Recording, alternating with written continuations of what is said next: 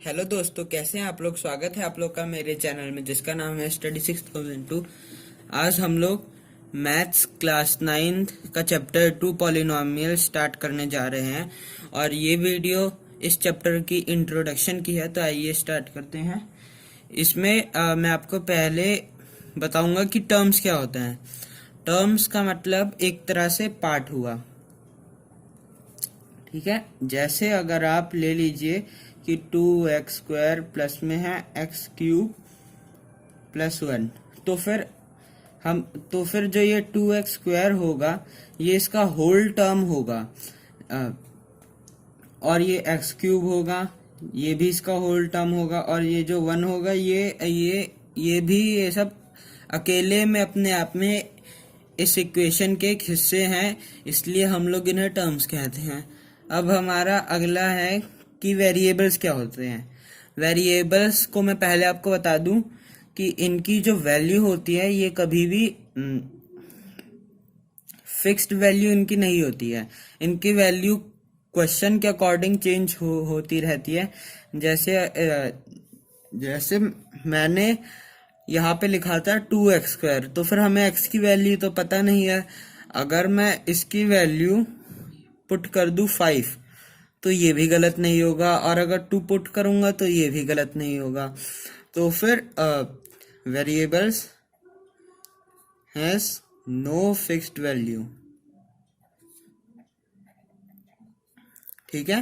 Constant, constant का मतलब एक तरह से नंबर ही हुआ, जैसे 0, 1, 2, 3 ऐसे, ठीक है। ये नंबर्स इंडिया में भी हम लोग इन नंबर्स को 2, 3, 1 यही कहेंगे, और चाइना में भी यही कहेंगे, यूएस में भी यही कहेंगे। इनकी वैल्यू फिक्स्ड होती है, तो फिर तो constant has a fixed value. अब अगला हुआ हमारा कोफिशिएंट। कोफिशिएंट का मतलब होता है कि अगर हम लोग 2x लिखते हैं और इसमें हम लोग से x का कोफिशिएंट पूछा गया है, तो फिर यहाँ पे कोफिशिएंट का एक तरह से मतलब हुआ कि जो नंबर उससे मल्टीप्लाई हो रहा है, जो नंबर एक वेरिएबल से मल्टीप्लाई होता है वो उस वेरिएबल का कोफिशिएंट होता है। तो फिर यहाँ पे 2 कोफिशिएंट है x का, ठीक है। वैसे ही अगर पूछा गया है कि -x का कोफिशिएंट बताओ, तो फिर यहाँ पे जो आपको शोन है यहाँ पे, तो वैसे कोई नंबर इससे मल्टीप्लाई नहीं हो रहा है, लेकिन रियलिटी में हर नंबर से 1 मल्टीप्लाई होता है, तो इस वजह से इसका जो कोफिशिएंट होगा वो 1 होगा, और x के साथ माइनस लगा, इस वजह से इसका कोफिशिएंट -1 होगा। ओके, आइए अब देखते हैं कि पॉलिनोमियल्स क्या होता है। पॉलिनोमियल्स आपने इक्वेशन तो पढ़ा होगा, जैसे x³ -2x प्लस 5, ठीक है। तो फिर जो पॉलिनोमियल्स होते हैं वो भी एक इक्वेशन के ही एक पार्ट होते हैं, लेकिन पॉलिनोमियल्स की कुछ कंडीशंस ऐड हो जाती हैं। इसकी पहली कंडीशन ये होती है कि जो उसका वेरिएबल होना चाहिए वो कभी भी नेगेटिव नहीं होगा।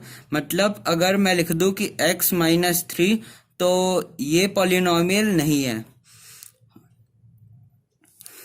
और जो जो इन सबके जो वेरिएबल्स होते हैं वो हमेशा एक होल नंबर होने चाहिए।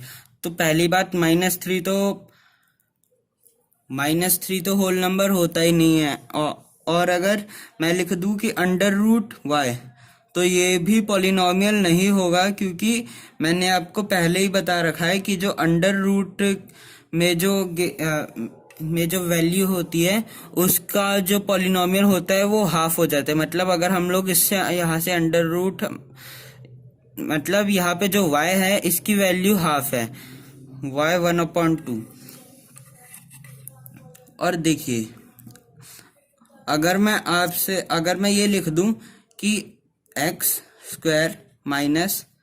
-y³, तो आप कहेंगे कि ये तो पॉलिनोमियल नहीं है।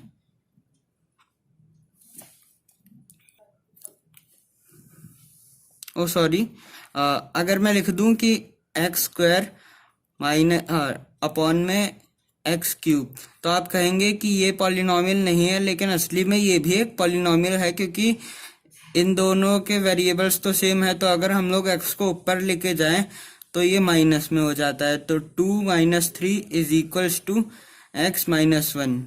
ठीक है, तो अब आप समझ गए होंगे कि पॉलिनॉमियल्स क्या होते हैं। अब अगला देखते हैं कि डिग्री क्या होती है।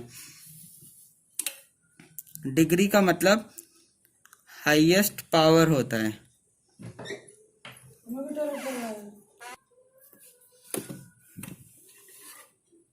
डिग्री का मतलब हाईएस्ट पावर होता है। ठीक है, अगर आपसे कहा गया है कि आप X cube minus Y square की आप डिग्री निकालो, तो फिर इसकी डिग्री एक्स की पावर क्यूब होगी, क्योंकि इस इक्वेशन में एक्स के पास हाईएस्ट पावर है, इस वजह से इसकी डिग्री 3 होगी, एक्स क्यूब की डिग्री 3 होगी। ठीक है, आप समझते हैं कि लीनियर पॉलिनॉमियल क्या होता है। लीनियर पॉलिनॉमियल्स जो होते हैं वो हमेशा सिंगल डिजिट्स के होते हैं। मतलब कि अगर मैं लिखता हूँ 7x की पावर क्यूब, ठीक है, तो फिर ये एक लीनियर पॉलिनॉमियल होगा, क्योंकि यहाँ पे 7x से मल्टीप्लाई हो रहा है, और ये पूरी एक टर्म है, इस वजह से लीनियर पॉलिनॉमियल होगा। या फिर अगर हम लोग ले लें एक्स स्क्वायर, ये भी एक लीनियर पॉलिनॉमियल होगा। 1x, ये भी एक लीनियर पॉलिनॉमियल होगा। और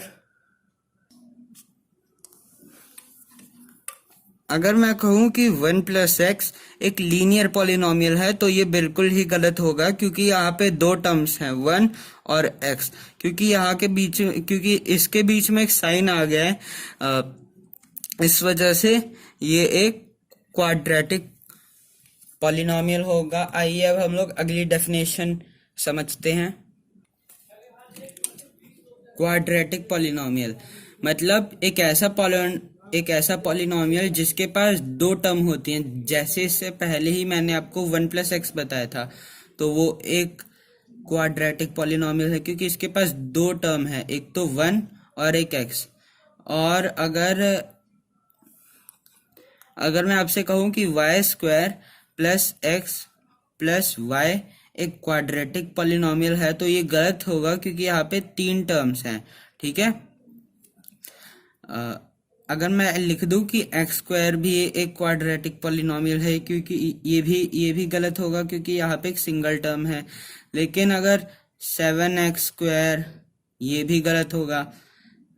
7 + x, 7 - x, इस टाइप के जो एग्जाम्पल्स होते हैं जिनमें दो टर्म्स होती हैं, वो क्वाड्रेटिक पॉलिनॉमियल होंगे। अगला है क्यूबिक पॉलिनॉमियल।